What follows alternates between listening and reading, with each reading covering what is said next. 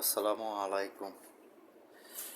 সকালবেলা ক্লিক করলাম, আর এই যে শিক্ষা এখানে আর 2 রুমের লোক আছে, সব রুমের লোক চলে গেছে ওই, কারণ এটা 3 বছরের লাই আপনার কন্ট্যাক্ট দিয়ে এলাইছে। আর 2 রুমের লোক আছে, 2 রুমের লোক বাড়ি গেলে এই সাইডের কাম শেষ, এই সাইডে আর কোনো কাম নাই।